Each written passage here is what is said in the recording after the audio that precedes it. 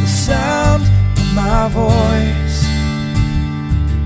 Move by the light, make a choice. Listen to my voice.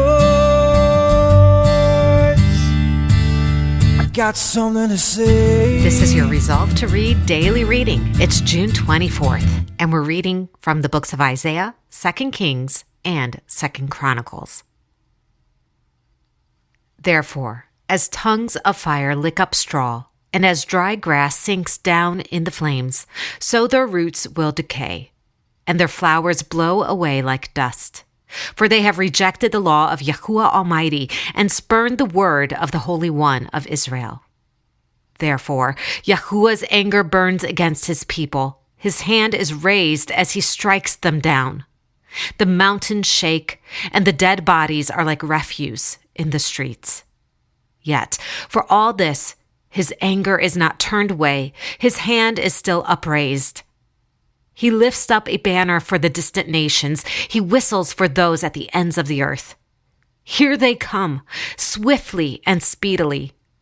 Not one of them grows tired or stumbles. Not one slumbers or sleeps. Not a belt is loosened at the waist. Not a sandal thong is broken. Their arrows are sharp. All their bows are strung. Their horses' hoofs seem like flint. Their chariot wheels like a whirlwind. Their roar is like that of the lion. They roar like young lions. They growl as they seize their prey and carry it off with no one to rescue.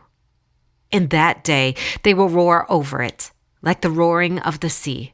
And if one looks at the land, he will see darkness and distress. Even the light will be darkened by the clouds. Zion will be redeemed with justice, her penitent ones with righteousness. But rebels and sinners will both be broken, and those who forsake Yahuwah will perish. You will be ashamed because of the sacred oaks in which you have delighted. You will be disgraced because of the gardens that you have chosen. You will be like an oak with fading leaves, like a garden without water. The mighty man will become tinder, and his work a spark. Both will burn together, with no one to quench the fire. Men will flee to caves in the rocks and to holes in the ground. From dread of Yahuwah and the splendor of his majesty when he rises to shake the earth. In that day men will throw away to the rodents and bats their idols of silver and idols of gold, which they made to worship. They will flee to caverns in the rocks and to the overhanging crags from dread of Yahuwah and the splendor of his majesty when he rises to shake the earth. Stop trusting in man, who has but a breath in his nostrils. Of what account is he? See now, the Lord, Yahuwah Almighty, is about to take from Jerusalem and Judah both supply and support, all supplies of food and all supplies of water, the hero and warrior, the judge and prophet, the soothsayer and elder, the captain of 50 and man of rank, the counselor, skilled craftsman, and clever enchanter. I will make boys their officials. Mere children will govern them.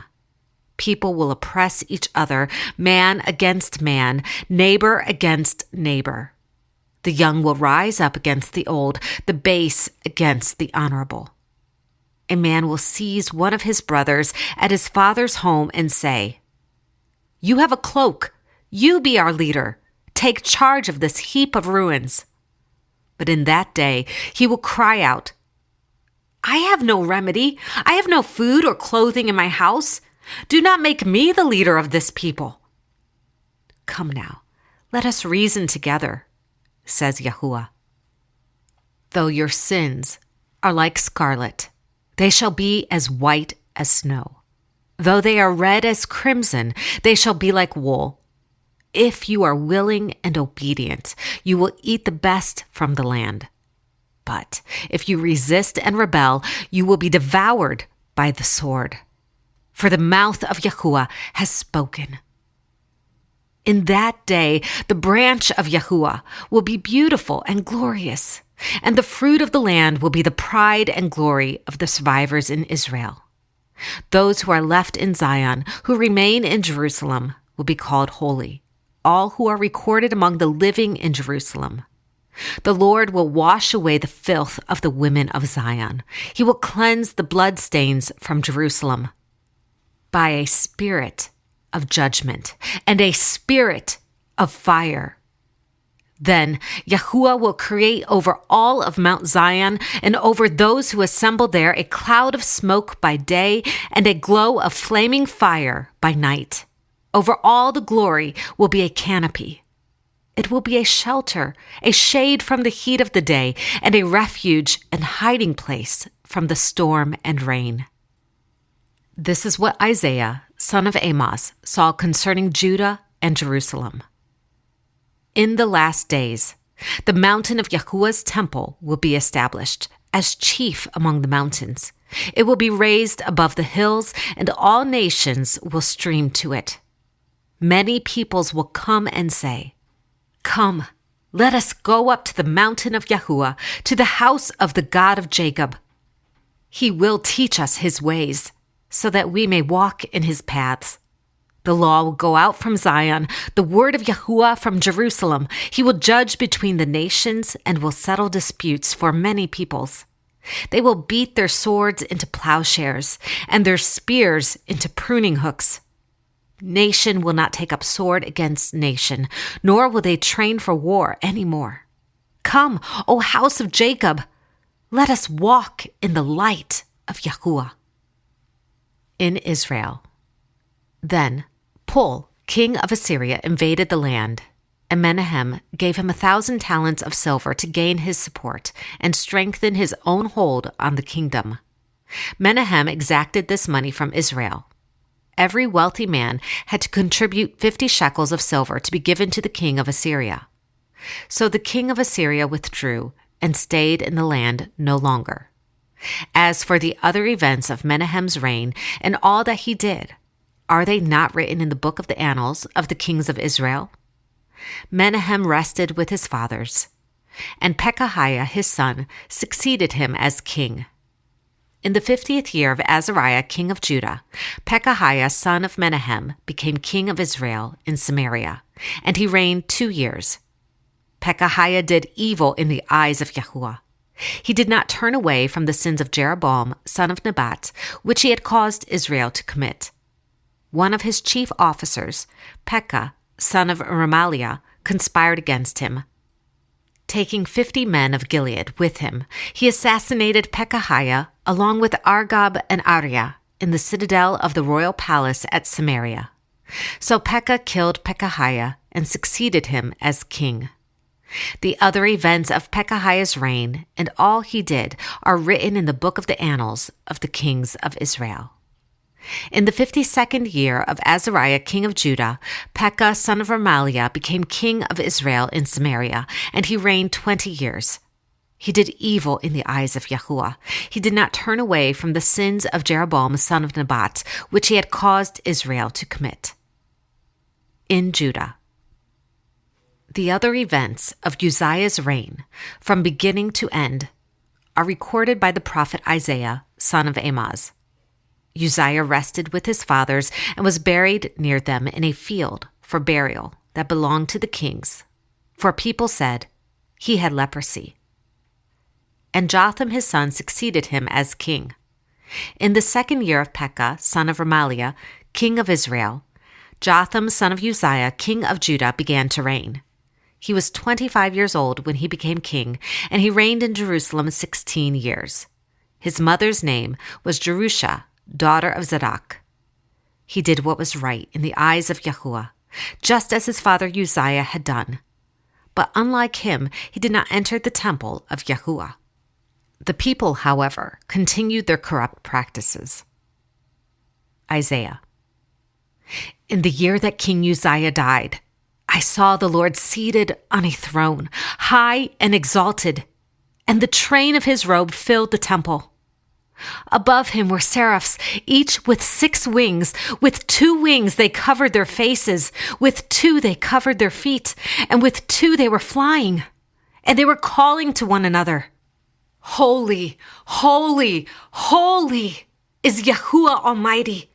The whole earth is full of his glory. At the sound of their voices, the doorpost and threshold shook, and the temple was filled with smoke. Woe to me, I cried. I am ruined, for I am a man of unclean lips, and I live among a people with unclean lips, and my eyes have seen the King, Yahuwah Almighty. Then one of the seraphs flew to me with a live coal in his hand, which he had taken with tongs from the altar. With it he touched my mouth and said, "See, this has touched your lips. Your guilt is taken away and your sin atoned for." Then I heard the voice of the Lord saying, "Whom shall I send? And who will go for us?" And I said, "Here am I. Send me." He said, "Go and tell this people, be ever hearing, but never understanding. Be ever seeing, but never perceiving. Make the heart of this people calloused, make their ears dull, and close their eyes. Otherwise they might see with their eyes, hear with their ears, understand with their hearts, and turn and be healed." Then I said, "For how long, O Lord?" And he answered, "Until the cities lie ruined and without inhabitant, until the houses are left deserted, and the fields ruined and ravaged, until Yahuwah has sent everyone far away, and the land is utterly forsaken. And though a tenth remains in the land, it will again be laid waste. But as the terebinth and oak leave stumps when they are cut down, so the holy seed will be a stump in the land." Jotham rebuilt the upper gate of the temple of Yahuwah and did extensive work on the wall at the hill of Ophel. He built towns in the Judean hills and forts and towers in the wooded areas. Jotham made war on the kings of the Ammonites and conquered them. That year the Ammonites paid him 100 talents of silver, 10,000 cores of wheat, and 10,000 cores of barley. The Ammonites brought him the same amount also in the second and third years. Jotham grew powerful because he walked steadfastly before Yahuwah, his God. This is the word of Yahuwah. Thanks be to God.